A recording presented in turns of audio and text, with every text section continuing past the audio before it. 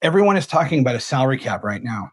The owners want one, the fans are frustrated enough that a lot of them agree, and the framing makes sense on the surface.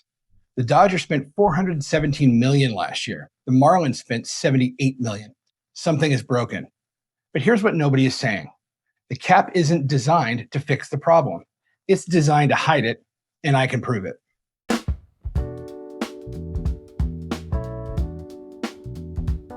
Here's how the salary cap argument gets sold to you as a fan. The Dodgers are too rich.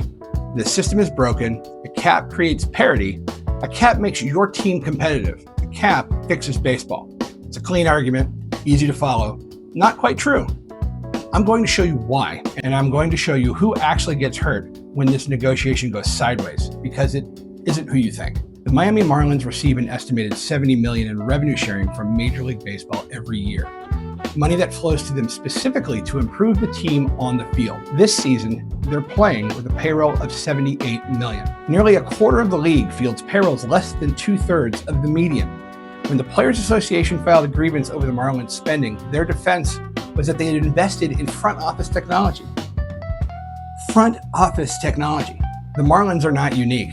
The system is telling every owner who will listen that losing is not expensive enough to change their behavior. Revenue sharing arrives regardless. The floor holds, the exits are sealed, nobody can take your market. A salary cap does not fix this. A cap just gives those owners a ceiling to point at. Instead of, we chose not to spend, the answer becomes, we're operating within the system. The accountability dissolves. And I want to stop on a phrase I'm going to use a lot in this video. Profitable non-competitiveness. It's the most important thing to understand about this negotiation. And it's the thing the salary cap framing is specifically designed to obscure. As case in point, Artie Moreno has owned the Los Angeles Angels since 2003, second largest media market in the country, one playoff appearance in the last 11 years, payroll cut from over $200 million to around $155 million this offseason. After 11 years of losing, he cut payroll by $30 million. A few weeks ago, he sat down with reporters at spring training and said this: the number one thing fans want is affordability. They want safety, and they want a good experience. When they come to the ballpark, believe it or not, winning is not in their top 5. He's not lying. That is almost certainly what his surveys show. And that's the most damning thing about it. When you miss the playoffs for 11 straight years, fans stop expecting to win. The bar lowers, and then an owner can point to his own data his ownership produced by losing, and use it to justify losing some more. The Angels drew 2.6 million fans last year despite losing 90 games. Attendance virtually unchanged from the year before. But what Moreno actually revealed, and players and writers have been saying this for years without it quite landing, is that profitable non-competitiveness is less risky than trying to win. Look at the Marlins. 2 World Series titles, 1997, 2003, followed immediately, both times by gutting the roster. Sell the stars, reset the payroll, collect the revenue sharing, repeat. It sounds cynical. It is cynical. But within this system, it is completely rational. For a meaningful number of owners, profitable non-competitiveness isn't a bug. It's the business model. Now, I want to be careful here because I usually say this. There are no villains in this story. These are rational actors doing what rational actors do inside a broken system. And that is still mostly true. But let me amend it a little. Because while the system doesn't require villainy, it does require silence. And that silence is a choice. Every owner who fields a $78 million payroll while collecting revenue sharing checks the public is not allowed to see, and then talks to reporters about small market challenges and the difficulty of competing, is lying by omission. Not with a dramatic lie, but with a quiet one, the kind of lie that works by never quite saying the thing out loud, which is exactly what makes Artie Moreno's comments so spectacular. He said the quiet part out loud. He didn't mean to expose the logic. He was just describing his data. But in doing so, he handed us the clearest window into the actual business model that any owner has offered in years. Profitable non-competitiveness doesn't need a villain. It just needs everyone to keep not saying it. And while we're pulling down myths, let's talk about 2 of them: the small market team and the family-owned franchise. You know the framing. Small market city, local ownership, guys who grew up rooting for his team, stewards of a civic institution. As if Pittsburgh is a village, as if Cincinnati is a hamlet, as if Kansas City and Cleveland are towns too modest to support a winning franchise. They aren't. Pittsburgh is a major American industrial city. Cincinnati has Fortune 500 corporate infrastructure. Pittsburgh is a major American industrial city. Cincinnati has a Fortune 500 corporate infrastructure, and Sacramento, Miami, and the south side of Chicago are some of the largest metropolitan economies in the United States. The small market label doesn't describe the cities, it describes the choice that ownership has made about how much money to spend on their teams, and then assign that choice to geography so no one has to own it. The Pittsburgh Pirates have had one winning season in the last decade. They are currently valued at $1.6 billion. If the market were genuinely too small to fund a competitive team, that asset would not be appreciating in that fashion. The market is fine.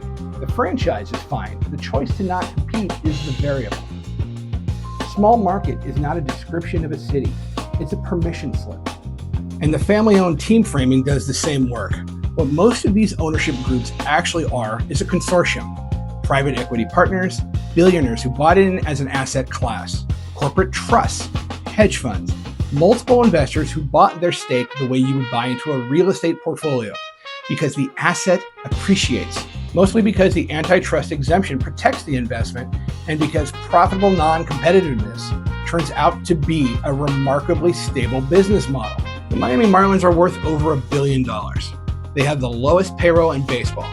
These are not struggling small town businesses trying to survive against the big city money. They are investment vehicles performing exactly as designed. Now let's talk about what we know and what we are deliberately not allowed to know. Last season, the Dodgers paid $169.4 million in competitive balance taxes, reported to the penny. We know what the Mets paid, the Yankees, the Cubs. The outflow of competitive balance taxes is fully public. What we do not know, what we are not permitted to know, is how much each team received on their end in competitive balance payments. The distributions flow from the commissioner's office. No public accounting is required. The teams collecting these checks have no obligation to disclose the amounts. Full transparency on the paying side, complete opacity on the receiving side. The asymmetry is not an accident, it's the feature. Because if fans in Pittsburgh or Miami knew exactly how much their ownership was collecting and could compare that number directly to what appeared on the field, the argument for profitable non-competitiveness would be a lot harder to make in public. The darkness is load-bearing. It holds the whole structure up. And now those same owners are proposing a salary cap with a floor. Early estimates put that floor at about $120 million. That would supposedly force low payroll teams to spend. Sit with that for a second. A $120 million a year floor, proposed by the same owners who in recent years fielded payrolls well below $120 million. While collecting revenue sharing checks, the public isn't allowed to see.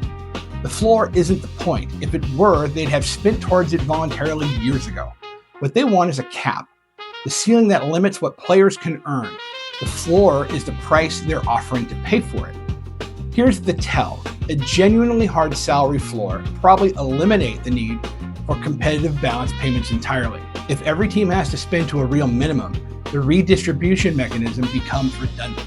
But the owners aren't proposing to eliminate competitive balance payments, which means they aren't actually proposing a hard floor. They're proposing the appearance of one. The system isn't broken by accident. It was built this way. And what's being proposed isn't a fix. It's a renovation of the same structure with better curtains over the same windows. Rob Manfred told The Athletic earlier this year that a lockout would be, in his exact words, a positive. There is leverage associated with an off-season lockout.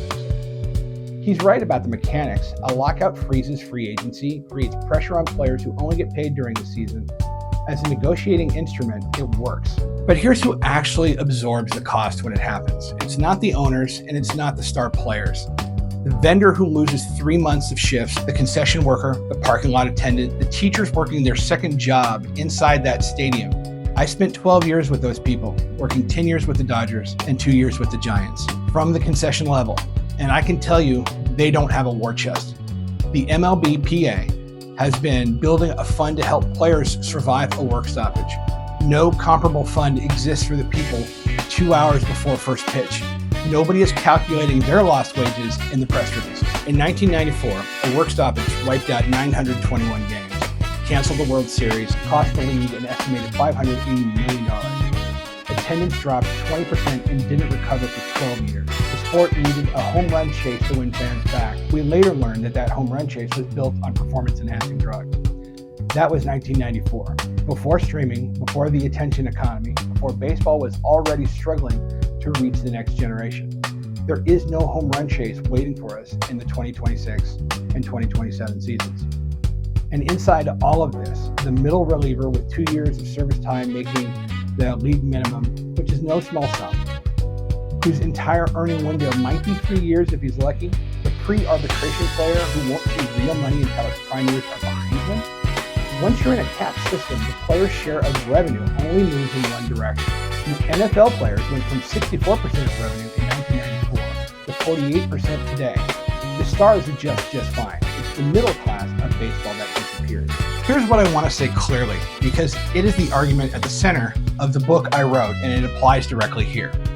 This situation is not inevitable. The problems I've described, the non-spending owner, the losing without risk, the leverage lockout, the invisible workers, are not facts of nature. They are consequences of a specific legal structure. Major League Baseball is the only major North American sports league operating under a blanket exemption from federal antitrust law. They are allowed to be a monopoly. A gift from the Supreme Court in 1922 that has never been seriously revisited. That exemption is what makes a lockout a strategic asset rather than genuine risk. It's what allows 30 owners to function as a cartel rather than as competitors. It's what removes the one thing markets are supposed to provide. MLB doesn't need a salary cap. A salary cap is an answer to the wrong question. What baseball actually needs is a system where losing has risk, where fielding an uncompetitive product in a major market for 11 consecutive years while collecting revenue-sharing money is not a viable long-term business strategy, where the franchise that gestures at front office technology and calls itself a small market team faces something other than the soft grievance that takes years to resolve. The system doesn't require identifying villains, but it does require honesty about what the current system actually is. And it requires choosing something different. The salary cap debate will consume baseball from now until December. It will generate enormous heat and very little light. When it is resolved, one way or another, the vendors will go back to work 2 hours before first pitch, and their names still won't be in the press release. The system that produced this moment is a choice. A different system is also a choice. That's what I find worth talking about. I wrote The Diamond Pyramid, Saving American Baseball by Breaking It, because I spent 12 years working stadium food service, from the concession level at Dodger Stadium and AT&T Park back when it was called Pac Bell Park, and I watched every dynamic I've described in this video play out in real time. Who got the contracts, who got squeezed, who made the rules, and who lived by them. This book is the full argument. The antitrust exemption, closed system, how we got here, and what a different system could actually look like. It's not a manifesto, it's a blueprint. Links are in the description. Hardcover and paperback are both available. If this is the kind of thinking you want more of, please subscribe and hit the bell. New video every week. I'm Tim. Thanks for watching.